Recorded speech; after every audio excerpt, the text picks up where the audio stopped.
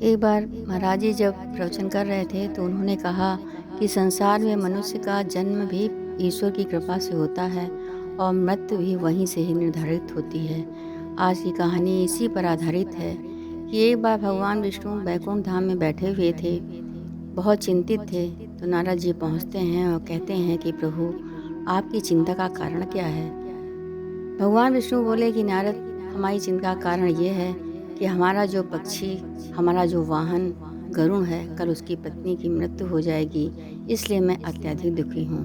नारद मुनि ने कहा कि प्रभु, ये तो संसार का नियम है कि जो मनुष्य जन्म लेता है, जो पशु पक्षी जन्म लेते हैं, तो वो सब मृत्यु को प्राप्त होते हैं और पुनः दूसरी स्वरूप को धारण कर लेते हैं। कहन वो सब ठीक है नारद, लेकिन मैं दुखी इस बात से हूँ कि गरुड़ की पत्नी की मृत्यु उस ऊंची पहाड़ी से गिरकर होगी, इसलिए मैं अत्यधिक चिंतित हूँ। नारद मुनि ने कहा कि प्रभु, इतना छोटा पक्षी और इतनी ऊंची पहाड़ी पर कैसे पहुँच जाएगा। कहें बस यही तो बात बताने वाली नहीं है, अब देखो आगे आगे क्या होता है। थोड़ी देर के बाद नारद बैकुंठ धाम से जब वापस आ रहे थे तो गरुड़ की पत्नी बाहर अपना कार्य कर रही थी। उनको देख करके नारद मुनि जो है मुस्कुराए और नारायण नारायण कहते हुए आगे बढ़ गए। थोड़ी देर के बाद जब गरुड़ वापस आए तो गरुड़ की पत्नी ने कहा कि नारद मुनि अपने को जो है कामुकता पर विजय प्राप्त कर चुके हैं और किसी को देखकर हंसते नहीं, आज मुझे देखकर हंस रहे थे, जो मुझे अच्छा नहीं लगा। गरुड़ बोले, तुम चिंता मत करो, मैं तुम्हें उस ऊंची पहाड़ी के ऊपर छोड़ाऊंगा जहाँ तुम्हें कोई न देख सकेगा और ना ही तुम्हें देख करके हंस सकेगा। मैं तुम्हें वहाँ मिलने आ जाया करूँगा। इसके बाद गरुड़ ने अपनी पत्नी को ले जा करके उस ऊंची पहाड़ी के ऊपर छोड़ दिया और कहा, मैं रोज़ यहीं पर तुमसे मिलने आया करूँगा। थोड़ी देर के बाद जब गरुड़ वापस आते हैं तो उन्हें नारद मुनि दिखाई पड़ते हैं। गरुड़ ने पूछा, मुनिवर, ये जानना चाहता हूँ कि हमारी पत्नी को देख कर के आप हंस क्यों रहे थे।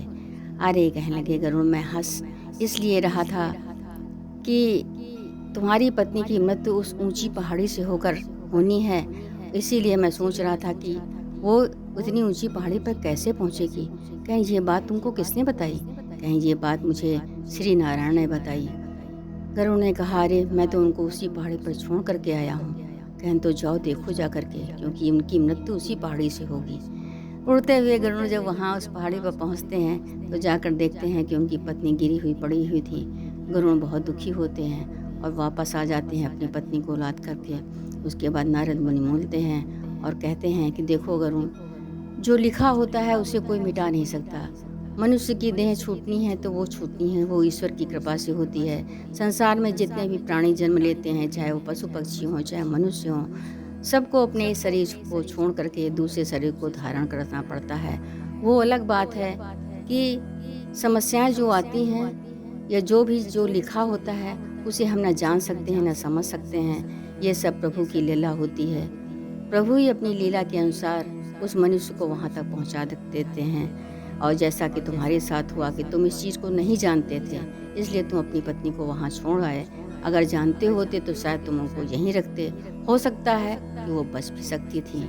इसके बाद नारद मुनि वहाँ से चले जाते हैं। इसीलिए कहा गया है कि जैसी जस भौतव्यता तैसी मिले सहाय, आप न आवे ताहि पर ताहि तहाँ लई जाए। जो होना होता है उस होनी को कोई काट नहीं सकता और इसके लिए स्वयं व्यक्ति या मनुष्य उसका जिम्मेदार होता है। पशु पक्षी भी उसी चीज़ के जिम्मेदार होते हैं कि वो ना चाहते हुए भी उस जगह पर पहुंच जाते हैं जहां उन्हें नहीं जाना चाहिए। प्रेम से बोलो परम संत श्री ठाकर सिंह महाराज की।